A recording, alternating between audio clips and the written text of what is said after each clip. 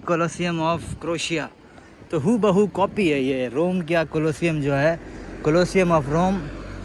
तो लेकिन ये है not in Italy but in crochet, in the city of पूला।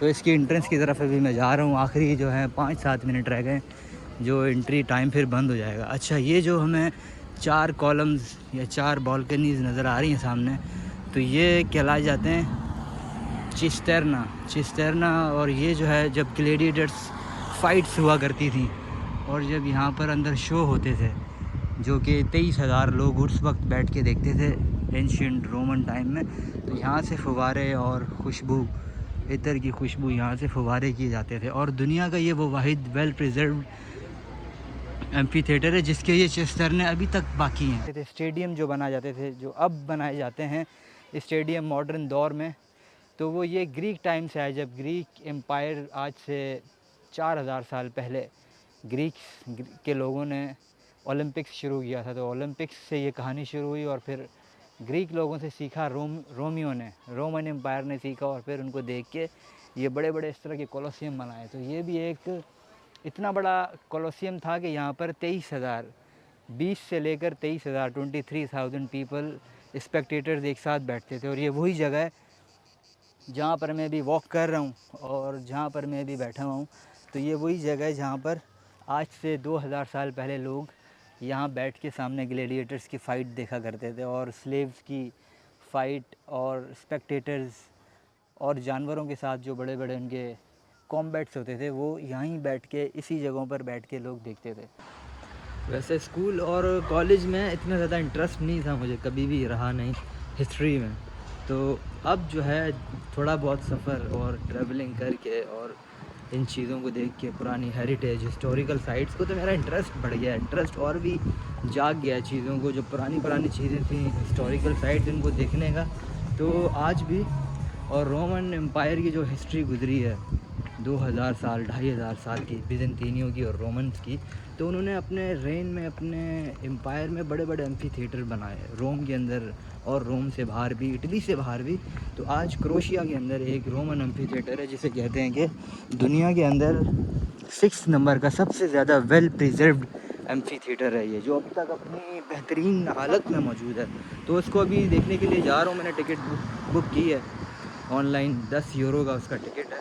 तो क्रोशिया के अंदर वाहिद एक ही एम्फी थिएटर है जो इस शहर में, इस पूला शहर में है। तो अभी बस इसको देखने का टाइम, शाम के टाइम मैंने चूज़ किया, क्योंकि दिन को मौसम बहुत गर्म था। तो अभी इसकी एंट्री में आधा घंटा बाकी है, लास्ट हाफ एन आवर है कि मैं इंटर हो सकता हूँ, और उसके बाद फिर एंट्री क्लोज़ हो जाएगी। और उसका विज़िट करेंगे, फिर 1-1.5 घंटा एक्सप्लोर करेंगे ये इस साइड। तो अच्छा, ये भी जो वॉल्स हैं, ये तो इस तरफ मैंने सुबह देखा था, ये टनल है, ये वो टनल है जो कि बनाया गया था क्रोशियन गवर्नमेंट ने ये पिछली सदियों में, क्योंकि जब मशीन और वॉर होती थी, जंग जब होती थी, तो जंग के दौरान जो है आम लोगों को, आम आवाम को बचने के लिए हमलों से इसके अंदर रखा जाता था। यहाँ लोग छुप जाते थे। ज़ेरोस्त्रासे इसका नाम है, जो कि अंदर 3.54 किलोमीटर तक की एक सुरंग है, टनल है बहुत बड़ा अंदर। तो एक लोगों के लिए सेफ्टी पॉइंट होता था ये। तो बहरहाल ये तो अभी हमारा विज़िट पॉइंट नहीं है, मेरा विज़िट पॉइंट है अभी वो कोलोसियम ऑफ क्रोशिया। तो वैसे तो पूरी दुनिया के अंदर मशहूर है कोलोसियम ऑफ रोम।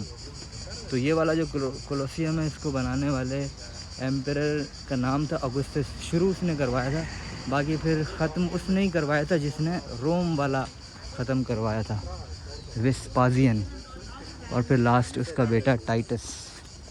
तो टाइटस के दौर में ये कंप्लीट मुकम्मल बन गया था। और इसकी कैपेसिटी वैसे रोम वाले से कम है, इसकी कैपेसिटी है 23,000 स्पेक्टेटर यहाँ देखते थे उस टाइम ग्लेडिएटर्स फाइट और जानवरों की फ़ाइट, स्लेव्स की फ़ाइट। तो आज हम देखेंगे अभी मॉडर्न दौर में जाके क्या निज़ाम है, देखते हैं अभी जाके अंदर एक्सप्लोर करते हैं। और कुछ लोग आ रहे हैं बाहर जो देख चुके हैं। हमारी एंट्री होगी लास्ट, मेरा ख्याल है 5:30 बजे। अच्छा ये आर्क, ये गेट बने हुए हैं, दाखिली दरवाजे।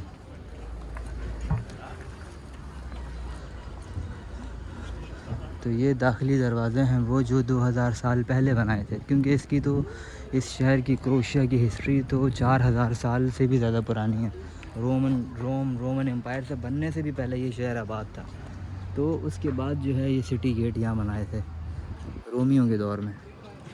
तो ये एंट्रेंस है मेरा ख़्याल है, या फिर वो आगे से लेफ़्ट, वहाँ से इंटर होना। मैंने अभी इंटर होने की कोशिश करता हूँ पहले।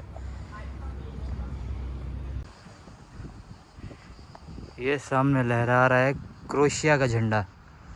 अच्छा, क्रोशिया का झंडा भी बड़ा खूबसूरत है, कलर्स रेड ब्लू और बीच के अंदर डॉटेड एक फ्लैग है जो कि क्रोशिया को रिप्रेजेंट करता है। और ये अच्छा, ये वो तोपें हैं जो कि यूगोस्लाविया जंग के दौरान यहाँ से जो है तोपें इस्तेमाल करते थे क्रोशिया वाले। और वहाँ वो सामने समंदर बह रहा है। So now finally Colosseum of crochet. तो हू बहू कॉपी है ये रोम का कोलोसियम जो है, कोलोसियम ऑफ रोम। तो लेकिन ये है not in Italy but in crochet, in the city of पूला। तो इसकी एंट्रेंस की तरफ अभी मैं जा रहा हूँ। आखिरी जो है 5-7 मिनट रह गए, जो एंट्री टाइम फिर बंद हो जाएगा। अच्छा, ये जो हमें 4 कॉलम्स या 4 बालकनीज़ नज़र आ रही हैं सामने, तो ये कहलाए जाते हैं चिस्तेरना। और ये जो है जब ग्लेडिएटर्स फाइट्स हुआ करती थी और जब यहाँ पर अंदर शो होते थे, जो कि 23,000 लोग उस वक्त बैठ के देखते थे एंशिएंट रोमन टाइम में। तो यहाँ से फुवारे और खुशबू, इतर की खुशबू, यहाँ से फुवारे किए जाते थे। और दुनिया का ये वो वाहिद वेल प्रिजर्व्ड एम्फी थिएटर है जिसके ये चिस्तेरने अभी तक बाकी हैं, अभी तक इनका स्ट्रक्चर बाकी है। अच्छा, अभी ये एंट्रेंस के अंदर मैं दाखिल हो रहा हूँ। यहाँ पर 3 minutes to close. Okay, 3 minutes to close. Here? Okay.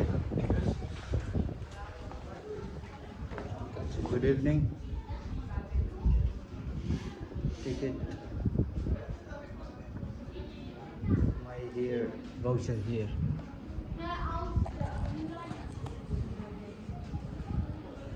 Ticket entrance. Emperor Augustus 27 BC, 27 कबल मसीह। तो ये वो दौर था जब रोम के अंदर एक ऐसा एम्परर आया जिसका नाम था अगुस्तस ऑक्टेवियन, गायस ऑक्टेवियन, लेकिन दुनिया उसको अगुस्तस के नाम से जानती है। अच्छा, अभी जिस तरह हमारे कैलेंडर में अभी जुलाई का महीना चल रहा है, तो जुलाई के बाद है अगस्त। तो अगस्त का महीना भी उसी एम्परर के नाम पर रखा गया था जिसका नाम था अगुस्तस। तो ये अगुस्तस के कहने पर और उसने ये अरीना शुरू करवाया था जो रोमन एम्फी थिएटर है। ये वो रोमन एम्फी थिएटर है जो दुनिया के 6th नंबर पर सबसे ज़्यादा well preserved Roman amphi theatre कहला जाता है, जो कि आज अभी मॉडर्न दौर में क्रोशिया के अंदर मौजूद है। तो क्रोशिया के इस शहर पूला के अंदर ये रोमन एम्फी थिएटर। अच्छा, अभी जिस तरह से हम देखते हैं मॉडर्न दौर में फीफा वर्ल्ड कप और बहुत सारे गेम्स होते हैं, तो ये गेम्स कहाँ से आए, और गेम्स और इस तरह के ये स्पेक्टेटर्स जो बनाए जाते थे, स्टेडियम जो बनाए जाते थे, जो अब बनाए जाते हैं स्टेडियम मॉडर्न दौर में, तो वो ये ग्रीक टाइम से आए, जब ग्रीक एम्पायर आज से 4000 साल पहले ग्रीक के लोगों ने ओलंपिक्स शुरू किया था। तो ओलंपिक्स से ये कहानी शुरू हुई और फिर ग्रीक लोगों से सीखा, रोमियों ने, रोमन एम्पायर ने सीखा, और फिर उनको देख के ये बड़े बड़े इस तरह के कोलोसियम बनाए। तो ये भी एक इतना बड़ा कोलोसियम था कि यहाँ पर 23,000, 20 से लेकर 23,000, 23,000 पीपल स्पेक्टेटर्स एक साथ बैठते थे। और ये वही जगह है जहाँ पर मैं अभी वॉक कर रहा हूँ और जहाँ पर मैं अभी बैठा हुआ हूँ। तो ये वही जगह है जहाँ पर आज से 2000 साल पहले लोग यहाँ बैठ के सामने ग्लेडिएटर्स की फ़ाइट देखा करते थे, और स्लेव्स की फ़ाइट, और स्पेक्टेटर्स और जानवरों के साथ जो बड़े बड़े उनके कॉम्बैट्स होते थे, वो यहीं बैठ के, इसी जगहों पर बैठ के लोग देखते थे। तो ये वही पत्थर है जो इसी एरिया से लाया गया क्रोशिया के अंदर। अच्छा, रोमियो की कहानी यहाँ शुरू हुई 2000 साल पहले 177 बीसी में, 177 बीसी से भी पहले, रोमियो से भी 2000 साल पहले, मतलब आज की तारीख से 4000 साल पहले यहाँ ये सिविलाइजेशन पहले से ये बात थी। रोम बनने से पहले, रोमन एम्पायर उभरने से भी पहले यहाँ एक सिविलाइजेशन आबाद थी और उसका नाम था हिस्ट्री। उस सिविलाइजेशन के लोगों को कहते थे हिस्ट्री, तभी इस जगह का नाम पड़ा इस्त्रिया। तो अभी ये पूरी रेंज जो इटली से लेकर स्लोवेनिया से लेकर और यहाँ क्रोएशिया तक पहुँचती है, तो इस रीजन को, इस कोस्टल लाइन को इस्त्रिया कहते हैं।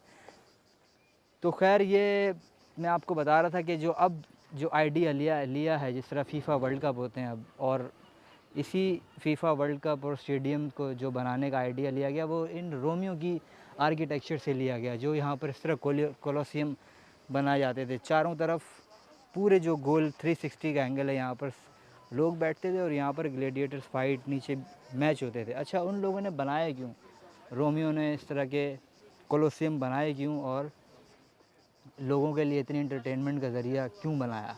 तो वो इसलिए बनाया था कि जब रोमन एम्पायर में जो बड़े बड़े सेनेटर्स होते थे, एम्परर्स होते थे, तो वो लोगों को मसरूफ़ रखने के लिए और लोगों की अटेंशन जो डाइवर्ट करने के लिए, मेन मसलों से, मेन असल हकीकत से डाइवर्ट करने के लिए गेम्स बनाए जाते थे, ताकि लोग जो हैं अपने जो मेन जो उनका मकसद है वो वहाँ से हट के बस गेम्स में मशगूल हो जाएं और यहाँ पर अपना टाइम लगाएं, अपनी अटेंशन लगाएं और एम्परर जो है अपनी बादशाहत चलाते रहें, कायम करते रहें और आम आदमी जो है, आम इंसान, वो इन्हीं चीज़ों में मगन रहे। तो देखें, उसी की एक अक्कासी है। तो मेरी नज़र में जो तो मुझे समझ में आता है वो यही है कि जो गेम्स बनाते हैं, बड़े बड़े जो स्टेडियम्स हैं, और ये फीफा है, वर्ल्ड कप है, क्रिकेट है, और जितने भी बड़े बड़े गेम्स होते हैं, वो यही है, बड़ी बड़ी ऑर्गेनाइजेशंस, गवर्नमेंट्स और ऑर्गेनाइजेशंस जो होती हैं वो इसीलिए बस गेम्स मुनाकिद करवाती हैं कि लोग जो है अपनी असल मकसद से डाइवर्ट होकर इन गेम्स के अंदर मशगूल रहें, ताकि उनका अटेंशन जो है, जो उनका मेन मकसद है, वहाँ जाए ही ना। तो ये खैर इनका मकसद और इसकी वजह थी। और बाकी हिस्टोरिकल कॉन्टेक्स्ट ये है कि अगस्टस जो कि एम्परर था, जिसने कहा था कि I found Rome in the city of bricks and left it in a city of marble, कि मैंने रोम को जो है एक ईंटों का शहर और ख़स्ता हाल शहर पाया, लेकिन जब मैंने उसको छोड़ा तो मैंने उसे मार्बल का शहर बना दिया। हर तरफ चमक धमक थी और रोम के अंदर रोमन पीस, अमन आया, जिसे कहते हैं लैटिन ज़बान में पाक्स रोमाना। तो खैर ये वही दौर था जब रोम जो है फला फूला और कोई इतनी बड़ी बड़ी जंगें नहीं हुई आसपास के लोगों के साथ, और रोम ने कोई बड़ी जंगें नहीं की किसी के साथ। उस वक्त रोम का ये टॉप पीरियड था, 27 सेंचुरी बीसी से लेकर 180 एडी तक, जिसका लास्ट एम्परर था मार्कस ऑरेलियस, जिसकी स्टडीज़ भी आज पढ़ते हैं, हम लोग पढ़ते हैं, और स्टोइक फ़िलासफ़ी जो लोग पढ़ते हैं, प्रोफेसर्स, पढ़ाई जाती है, और इसके जर्नल्स आज भी पूरी दुनिया में मशहूर हैं। तो वो आखिरी एम्परर था जब पाक्स रोमाना, रोमन पीस ख़त्म हुआ, और उसके बाद रोम का डिक्लाइन शुरू हो गया 3rd सेंचुरी से। अच्छा, अभी ये जो कोलोसियम है इधर, तो ये रोम से तो थोड़ा छोटा है। टोटल जो है काफ़ी ज़्यादा कोलोसियम बनाए गए थे रोमियो ने अपने इसी दौर में, इन लोगों को मशगूल रखने के लिए। तो कुछ जो है नॉर्थ अफ्रीका में भी हैं, एक अल्जीरिया में भी अभी बाकी है कोलोसियम, एक तुनीसिया में है, रोम के अंदर हमने देखा, विज़िट किया, रोम के अंदर वेरोना के अंदर है, और उसके बाद ये भी क्रोएशिया के अंदर, क्रोएशिया की कोस्टल लाइन इस पूला शहर में। तो ये जो है वेल प्रिजर्व है, सबसे जो वेल प्रिजर्व मुझे नज़र आ रहा है। और इसकी आउटर लाइन, इसकी दीवारें जो हैं अब तक मैंने जो देखी हैं वो बिल्कुल प्रॉपर वेल प्रिजर्व्ड हैं, और ये अपनी असल हालत में है जिस तरह से बनाया गया था। तो ये 27 बीसी से शुरू होके फिर इसको उसी एम्परर ने कंप्लीट किया था जिसका नाम था वेस्पासियन, जिसने रोम का कोलोसियम कंप्लीट किया था। बुनोसेरा, ग्रासिया, चाओ। लास्ट हैं हम, जो निकला हूँ मैं हूँ लास्ट। अभी देखिए गेट भी बंद कर दिया और कोई भी नहीं है, सबसे आखिर में मैं रह गया था यहाँ पर, पूरा कोलोसियम खाली था। अभी यहाँ से निकल गया हूँ बाहर, तो बस अभी थोड़ा शहर का विज़िट भी करते हैं।